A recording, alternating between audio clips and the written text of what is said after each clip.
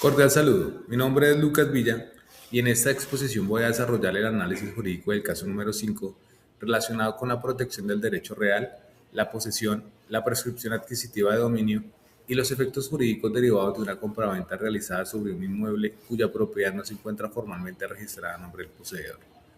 A lo largo del caso, también se analizarán temas importantes como la acción reivindicadora, la diferencia entre posesión y dominio, la validez del pagaré como título o valor y las posibles acciones judiciales que pueden ejercer las partes involucradas. La idea principal del caso consiste en determinar quién tiene realmente protección jurídica sobre el periodo de la esperanza y cuáles son las consecuencias legales de los actos realizados por Pedro, Luisa y Juan Carlos. Antes de responder cualquier pregunta, es importante comprender el contexto general del caso. El conflicto gira alrededor del predio rural denominado La Esperanza, ubicado en la zona rural de Yopal y destinado principalmente a actividades agrícolas. Pedro Ramírez afirma ser propietario porque posee el inmueble desde hace aproximadamente 35 años mediante una carta-venta privada firmada por Juan Cárdenas. Desde entonces ha explotado económicamente el terreno, ha realizado mejoras y ha ejercido actos propios de señor y dueño. Sin embargo, jurídicamente existe un problema importante. Pedro nunca registró escritura pública, razón por la cual Juan Cárdenas continúa apareciendo como propietario inscrito en el certificado de libertad y tradición. Posteriormente aparece Luisa Gómez, quien celebra una compraventa con Pedro y entrega el 80% del precio mediante un pagaré, desconociendo el hecho de que Pedro pretende legalizar posteriormente la propiedad mediante prescripción adquisitiva. Finalmente, Juan Cárdenas, quien como ya lo mencionamos aparece como propietario inscrito, decide reaccionar jurídicamente para proteger su derecho de dominio. La primera pregunta busca clasificar jurídicamente los bienes presentes en el caso. Según el Código Civil colombiano, los bienes pueden clasificarse de diferentes maneras dependiendo de su naturaleza y función pública. En primer lugar, el predio de la Esperanza constituye un bien inmueble por naturaleza, conforme al artículo 656 del Código Civil, ya que se encuentra unido de manera permanente al suelo. Lo mismo ocurre con la vivienda campesina, el galpón y el sistema artesanal de riego. Por otro lado, los tractores son bienes muebles conforme al artículo 655 del Código Civil, debido a que pueden transportarse físicamente de un lugar a otro. Sin embargo, aquí aparece una clasificación muy importante: los inmuebles por destinación. El artículo 658 establece que ciertos bienes muebles pueden considerarse jurídicamente inmuebles cuando están destinados permanentemente al servicio o explotación del predio. En este caso, los tractores cumplen precisamente esa función agrícola. También encontramos bienes corporales, como el terreno, los cultivos y las construcciones, porque tienen existencia física y pueden percibirse materialmente. Finalmente, existen bienes incorporales, como el derecho de dominio, la posesión y el pagaré, ya que representan derechos patrimoniales con contenido económico. La segunda pregunta exige diferenciar dos conceptos fundamentales del derecho civil: el dominio y la posesión. El dominio, regulado en el artículo 669 del Código Civil, es el derecho real que permite usar, gozar y disponer jurídicamente de un bien. En otras palabras, es la propiedad plena reconocida por el ordenamiento jurídico. La posesión, en cambio, está definida en el artículo 762 del Código Civil como la tenencia de una cosa con ánimo de señor y dueño. Aquí es importante explicar dos elementos esenciales. El primero es el corpus, que corresponde al control material del bien, es decir, habitarlo, cultivarlo o explotarlo económicamente. El segundo es el animus, que consiste en la intención de comportarse como propietario. En el caso concreto, Pedro claramente ejerce posesión porque durante más de 35 años ha ocupado el predio, ha realizado mejoras, construido instalaciones y explotado económicamente la tierra. Sin embargo, jurídicamente no aparece como propietario porque nunca perfeccionó la tradición mediante escritura pública e inscripción registral. Por esa razón, existe una diferencia entre la realidad material de la posesión y la realidad jurídica de dominio. La tercera pregunta analiza si Pedro podría adquirir jurídicamente el dominio mediante prescripción adquisitiva.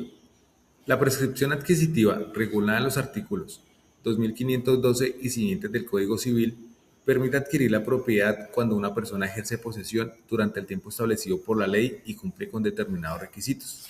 En este caso, Pedro aparentemente cumple con varios elementos fundamentales. La posesión ha sido pública, pacífica, continua e ininterrumpida durante aproximadamente 35 años. Además, ha actuado con ánimo de señor y dueño, realizado actos propios de propietario, como cultivar la tierra, construir mejoras y administrar el inmueble. Por esa razón, Pedro sí tendría bases jurídicas sólidas para iniciar una acción de declaración de pertenencia. Sin embargo, es importante aclarar un punto técnico que suele generar confusión. La cartamenta privada no transfirió jurídicamente el dominio. El artículo 756 del Código Civil establece que la tradición de bienes inmuebles requiere escritura pública e inscripción en la oficina de registro. Es decir, Pedro nunca se convirtió formalmente en el propietario por tradición. Lo que ocurrió fue la consolidación de una situación procesoria que eventualmente podría transformarse en dominio mediante una sentencia judicial. La cuarta pregunta se relaciona con la situación jurídica de Juan Cárdenas y la posibilidad de ejercer una acción reivindicadora. La acción reivindicadora está regulada en los artículos 946 y siguientes del Código Civil y permite al propietario reclamar jurídicamente la restitución de un bien poseído por otra persona. Para ejercer exitosamente esta acción, deben acreditarse varios requisitos. Primero, demostrar el derecho de dominio. Segundo, identificar plenamente el inmueble. Y tercero, probar que otra persona posee actualmente el bien. En este caso, Juan conserva una ventaja importante. Continúa apareciendo como propietario inscrito en el certificado de tradición y libertad. Sin embargo, el problema jurídico surge porque Pedro lleva décadas ejerciendo posesión material.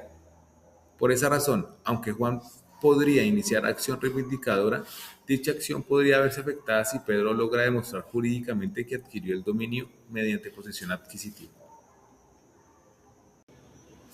La quinta pregunta analiza los efectos jurídicos del contrato de compraventa y el pagaré firmado por Pedro y Luisa. El contrato de compraventa sí existe jurídicamente porque reúne elementos esenciales: acuerdo entre las partes, precio y objetivo determinado. Sin embargo, aparece un problema fundamental. Pedro no figuraba como propietario inscrito, por lo que jurídicamente no podía garantizar la transferencia inmediata del dominio. Respecto al pagaré, debemos recordar que constituye un título o valor regulado por el Código de Comercio y que incorpora una obligación económica exigible. Aquí es muy importante mencionar que el artículo 621 del Código de Comercio, porque establece los requisitos generales de los títulos valores y permite suplir ciertos vacíos formales. Por lo tanto, el pagaré mantiene validez jurídica como obligación patrimonial. No obstante, Luisa podría cuestionar jurídicamente el negocio alegando incumplimiento contractual, imposibilidad de transferir el dominio o incluso error respecto a la situación jurídica real del inmueble. La última pregunta busca identificar las acciones judiciales que podría ejercer Luisa para recuperar el dinero entregado. La primera posibilidad sería solicitar la resolución del contrato por incumplimiento conforme al artículo 1546 del Código Civil. Eso se debe a que Pedro no podría garantizar plenamente la tradición del inmueble al no aparecer como propietario inscrito. Además, Luisa podría reclamar la restitución del dinero entregado y discutir jurídicamente la validez o exigibilidad del pagaré. Incluso podría alegar nulidad relativa si logra demostrar que celebró el negocio bajo error o desconocimiento de la verdadera situación jurídica del predio. También es importante señalar que, aunque el pagaré es un título de valor autónomo, Luisa podría intentar cuestionar su exigibilidad relacionándolo con el cumplimiento del negocio principal. Como conclusión, este caso demuestra que en el derecho civil colombiano pueden coexistir varias situaciones jurídicas sobre un mismo inmueble. Pedro ejerce posesión material desde hace décadas, pero eso no significa que automáticamente tenga dominio reconocido jurídicamente. Juan mantiene protección registral como propietario inscrito, aunque dicha posesión puede verse afectada por una eventual prescripción adquisitiva. Por otro lado, Luisa queda atrapada en un negocio jurídicamente riesgoso, ya que celebró una compraventa sobre un inmueble cuya situación registral no estaba saneada. Finalmente, en el caso se evidencia la importancia de diferenciar correctamente conceptos como posesión, dominio, tradición, prescripción adquisitiva y títulos valores, ya que cada uno produce consecuencias jurídicas distintas dentro del patrimonio y de las relaciones civiles y comerciales. Con esto, doy por finalizado el caso número 5, protección del derecho real, posesión y títulos valores. Muchas gracias.